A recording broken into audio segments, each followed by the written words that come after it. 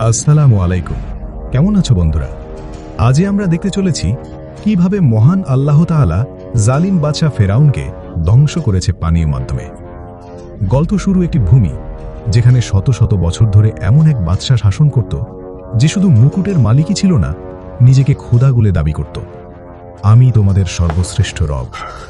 মানুষ তার সামনে শুধু মাথা নত করত না, সিজদায় লুটিয়ে পড়ত। তারপর এলো এক রাত, যে রাত সেই বাদশার ঘুম কেড়ে নিল এক ভয়ঙ্কর স্বপ্ন।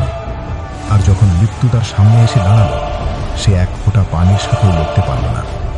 আল্লাহ তাকে মাটির নিচে দাফন হওয়ারও সুযোগ দিলেন না, বরং কিয়ামত পর্যন্ত তাকে ইব্রতের নিদর্শন বানিয়ে রাখলেন। মিশর ছিল সেই যুগের সবচেয়ে শক্তিশালী রাষ্ট্র। নীল নদের তীরে গড়ে ওঠা শহরগুলোতে ফসল যেন সোনা ফলাত। বাজার ছিল ভরা, প্রাসাদগুলো পাথরের নয়, অহংকারের তৈরি। আর এই সব কিছুর মাঝখানে এক ব্যক্তি, ফেরাউন। তার আদেশ শুধু আইন ছিল না, ছিল বিশ্বাস। মানুষ শুধু তার কথা মানত না, তার কথার উপর ঈমান রাখত। সে বলতো, আমি তোমাদের সর্বশ্রেষ্ঠ রব। আর পুরো মিশর নীরব হয়ে যেত। এই মিশরেই ছিল আরেকটি জাতি যারা আলো দেখতে পেত না, বনী ইসরাইল। তাদের ঘর আলাদা, পোশাক আলাদা, জীবন আলাদা। ইচ্ছাকৃতভাবে তাদের দাস বানিয়ে রাখা হয়েছিল। তাদের পুরুষরা সকাল থেকে সন্ধ্যা পর্যন্ত পাথর বহন করত, প্রাসাদ বানাত, আর রাতে ক্লান্ত হয়ে লুটিয়ে পড়ত। তাদের নারীদের শুধু বাঁচিয়ে রাখা হতো যাতে দাসত্বের শৃঙ্খল চলতেই থাকে। ফেরাউন জেনে বুঝেই এই জাতিকে দুর্বল করে রেখেছিল, কারণ দুর্বল জাতি কখনো সিংহাসন কাঁপাতে পারে না। বুদ্ধিমানদের জন্য ইশারাই যথেষ্ট। তাফসিরে ইবনে কাসির অনুযায়ী এক রাতে ফেরাউন একটি স্বপ্ন দেখল। সে দেখল বাইতুল মুকাদ্দাস থেকে এক আগুন বের হয়ে মিশরের ঘরবাড়ি জ্বালিয়ে দিচ্ছে, কিন্তু বনী ইসরায়েলের ঘরগুলো নিরাপদ। ফেরাউন আতঙ্কে জেগে উঠল।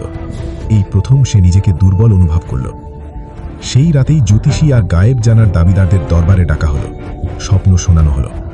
আর তখন সেই বাক্য বলা হলো যা ইতিহাস বদলে দিল। বনী ইসরায়েলে এক ছেলে জন্মাবে যে তোমার শাসনের পতনের কারণ হবে। এই কথা শুনেই ফেরাউনের অহংকার ভয়েতে রূপ নিল। ভয় যখন অন্তরে ঢুকে যায়, বুদ্ধি বেরিয়ে যায়, আর বুদ্ধি গেলে জন্ম নেয় পাগলামি। ফেরাউন ভাবল, সমস্যা জন্মানোর আগেই শেষ করে দিই। তারপর জারি হলো এক আদেশ, যা আইন নয়, ছিল হত্যার ফরমান। ফেরাউন বলল, বনী ইসরায়েলের যত নবজাতক ছেলে সবাইকে হত্যা করো। শহরে শহরে তরবারি চলল, মায়ের কোল শূন্য হল, হাজারো নিষ্পাপ প্রাণ ঝরে গেল। এই জুলুমের সময়ই জন্ম নিলেন হযরত মূসা আলাইহিস সালাম। তার মা প্রতি মুহূর্তে ভয়ে থাকতেন। তখন আল্লাহ ওহী করলেন, তাকে দুধ পান করাও, আর যখন বিপদের আশঙ্কা হবে তখন তাকে নদীতে ভাসিয়ে দাও। ভয় পেও না, আমি তাকে আবার তোমার কাছেই ফিরিয়ে দেব। তাফসীর অনুযায়ী মূসা আলাইহিস সালাম চুপি চুপি একটি সিন্দুক বানালেন এবং তাকে নদীতে ভাসিয়ে দিলেন। নদী বইছে আর পানির ওপর ভাসছে একটি ছোট সিন্দুক। তিনি তার মেয়েকে বললেন, দূর থেকে নজর রাখবে, কিন্তু কাছে যাবে না। বোন লুকিয়ে লুকিয়ে অনুসরণ করতে লাগল। অবশেষে সেই সিন্দুক গিয়ে পৌঁছালো ফেরাউনের প্রাসাদের কিনারে।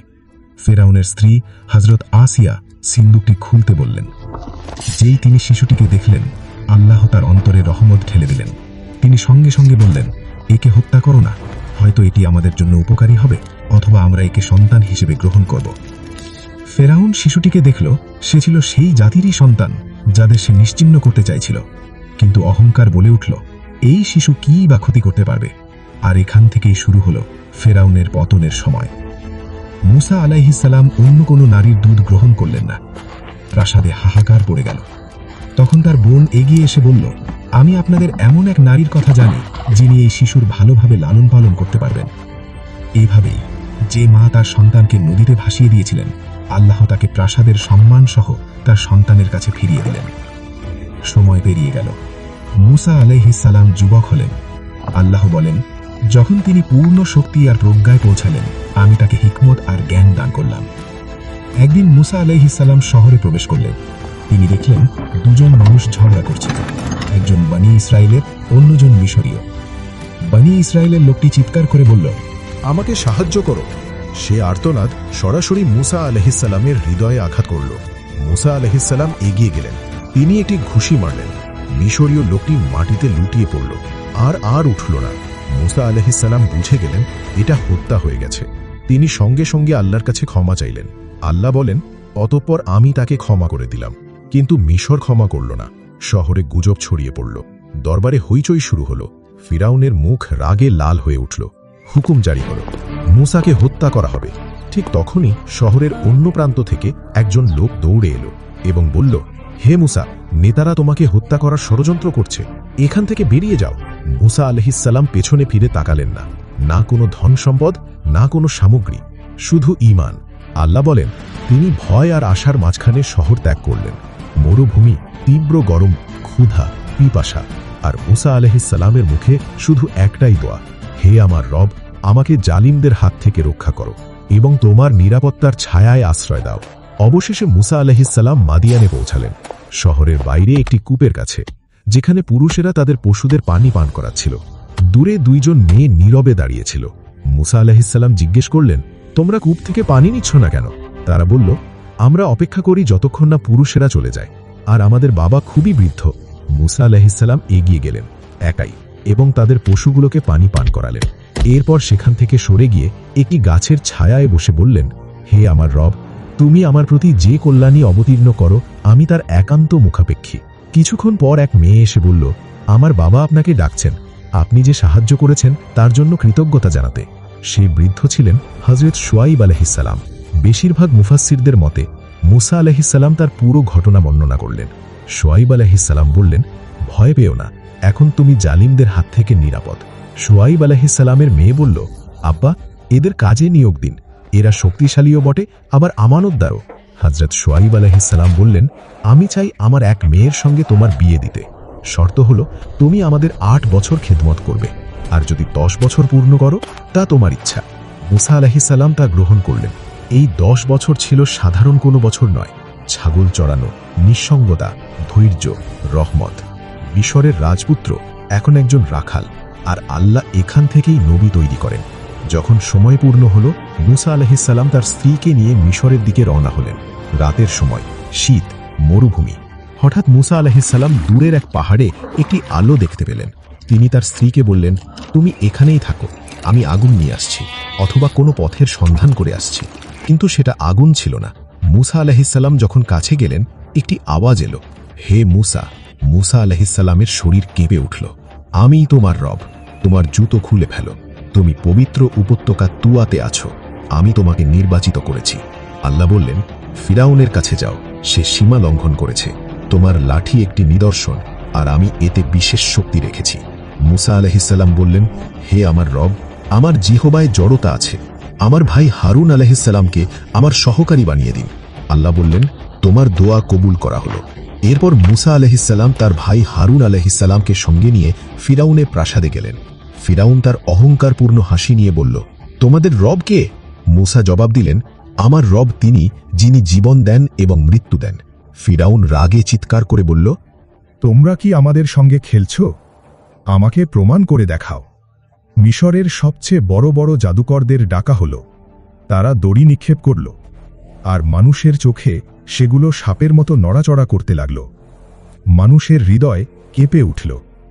কিন্তু মূসা আলাইহিসসালাম শুধু তার লাঠি তুললেন এবং মাটিতে নিক্ষেপ করলেন, আর তা সত্যিকারের এক বিশাল অজগরে পরিণত হল। সেই অজগর জাদুকরদের বানানো সব ভুয়া সাপ গিলে ফেলল। জাদুকররা বলে উঠল, এটা জাদু নয়, এটা আল্লাহর শক্তি। সবাই সিজদায় লুটিয়ে পড়ল। কিন্তু ফিরাউনের অহংকার আরও কঠোর ও গভীর হয়ে গেল। সে চিৎকার করে বলল, এগুলো সব মিথ্যা, আমার রব তো শুধু আমি। কুরআন বলে, সে জুলুমে ডুবে রইল এবং আল্লাহর আযাবের অপেক্ষা করতে থাকল। আল্লাহ ফিরাউন ও তার জাতির ওপর আযাবের প্রথম নিদর্শন পাঠালেন। মিশরের জমিনে পাঠানো হল এক ভয়ঙ্কর ঝড়। এটা শুধু পানির প্লাবন ছিল না, এটা ছিল শাস্তির স্রোত, যা তাদের ফসল ধ্বংস করে দিল, সব কিছু ডুবিয়ে দিল, আর তাদের রুজিরুটির ভরসা মুছে গেল। যখন ঝড় থামল এবং মানুষ ভাবল হয়তো এবার কিছুটা স্বস্তি মিলবে, ঠিক তখনই এলো আরেক নিদর্শন, পঙ্গপাল, শাস্তির এক বাহিনী, যা জমিনের প্রতিটি সবুজ জিনিস খেয়ে ফেলল। এরপর পাঠানো হলো আরেক আযাব, উকুন। যা মানুষের শরীরে লেগে থাকত, সবকিছু অস্থির করে তুলত। প্রতিটি মুহূর্ত মনে করিয়ে দিত, এটা আল্লাহর কুদরত, তোমাদের ক্ষমতার ফল নয়। এরপর এলো আরও এক নিদর্শন। চারদিক থেকে ব্যাঙ বেরিয়ে এলো, আর পানি লাল রঙের হয়ে গেল। মাছ মরে ভেসে উঠল, পানি নোংরা ও দুর্গন্ধে ভরে গেল। তবুও ফিরাউন বলতো, এসবই মুসার জাদু। কুরআনে আল্লাহ ফিরাউনের ওপর পাঠানো এই সব নিদর্শনের কথা উল্লেখ করেছেন। এগুলো শুধু আযাবই ছিল না, বরং মুসা আলাইহিস সালামের মুজিজাও ছিল। অবশেষে আল্লাহ মুসা আলাইহিস সালামকে বললেন, রাতের বেলা তোমার জাতিকে নিয়ে মিশর ত্যাগ করো। বনি ইসরাইল নীরবে নিজেদের ঘর, জীবন ও দাসত্ব পেছনে ফেলে রওয়ানা হল। তাদের কাছে না ছিল বেশি মালপত্র, না ছিল তলোয়ার, ছিল শুধু আল্লাহর সাহায্যের ওপর পূর্ণ বিশ্বাস। সকাল হলে ফিরাউন দেখল মিশর খালি। তার অহংকার আবার জেগে উঠল। আমরা তাদের ধরে আনব আর দেখিয়ে দেব আমরাই শক্তিশালী। বনি ইসরাইল মুসা আলাইহিস সালামের সঙ্গে সমুদ্রের তীরে এসে পৌঁছল। সমুদ্র তাদের সামনে ছিল গভীর ও ভয়ঙ্কর, আর পেছনে মৃত্যুর বাহিনী। বনি ইসরাইল বলল, আমরা ফেঁসে গেছি। এই ভয়ঙ্কর পানি আমাদের কপালে লেখা, আর পেছনে ধেয়ে আসছে মৃত্যু। মুসা আলাইহিস সালাম বললেন, কখনোই না, আমার রব আমার সঙ্গে আছেন, তিনি আমাদের পথ দেখাবেন। আল্লাহ মুসা আলাইহিস সালামকে নির্দেশ দিলেন, তোমার লাঠি দিয়ে পানিতে আঘাত করো। মুসা আলাইহিস সালাম আল্লাহর হুকুমে লাঠি দিয়ে পানিতে আঘাত করলেন। পানি দুই ভাগ হয়ে গেল, দুটি বিশাল দেওয়াল উঠে দাঁড়াল। মাঝখানে বেরিয়ে এলো শুকনো পথ। মানুষ চিৎকার করে উঠল। বনি ইসরাইলের ঈমান আরও দৃঢ় হল। তারা সেই পথে চলতে শুরু করল। এটা কোনো জাদু নয়, এটা আল্লাহর মুজিজা। ফিরাউন ও তার সেনাবাহিনী সেই পথ দেখল।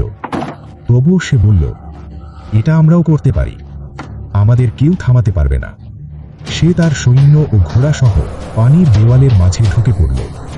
অহংকার এতটাই গভীর ছিল যে হক প্রমাণকারী সব নিদর্শন দেখেও সে মানতে রাজি হয়নি। যখন বনি ইসরায়েলের শেষ মানুষটিও সমুদ্র পার হয়ে গেল, আল্লাহ হুকুম দিলেন, পানি আবার মিলিয়ে দাও। আর ঠিক তাই হল। পানি পাহাড়ের মতো ভেঙে পড়ল। ঢেউ ফিরাউন ও তার বাহিনীকে চারদিক থেকে ঘিরে ফেলল। প্রতিটি ঘোড়া, প্রতিটি সৈন্য ডুবে গেল। শেষ মুহূর্তে ফিরাউনের চোখ খুলল। সে বলল, আমি ঈমান আনলাম সেই রবের ওপর যার ওপর বনি ইসরাইল ঈমান এনেছে। কিন্তু সে সময় তার ঈমান কবুল করা হল না। আল্লাহ বললেন, আজ আমি তোমার দেহকে রক্ষা করব, যাতে তা মানুষের জন্য ইবরতের নিদর্শন হয়। ফিরাউনের স্ত্রী হযরত আসিয়ার কথা কুরআনে উল্লেখ করা হয়েছে। তিনি আল্লাহর উপর ঈমান এনেছিলেন এবং নিজের ঘরেই সবর ও ইবাদতের মাধ্যমে নিজেকে রক্ষা করেছিলেন। আল্লাহ তার জন্য জান্নাত প্রস্তুত করেছেন। এই ঘটনা প্রমাণ করে দুনিয়ার সবচেয়ে বড় অহংকারও একসময় একজন মানুষের মৃত্যুর কাছেই হার মানে। আপনি যদি এই ঘটনা বুঝে থাকেন এবং এর পার্ট 2 দেখতে চান, তাহলে ভিডিওটিকে বেশি বেশি লাইক করুন, সাবস্ক্রাইব করুন আর কমেন্টে আল্লাহু আকবার লিখতে ভুলবেন না।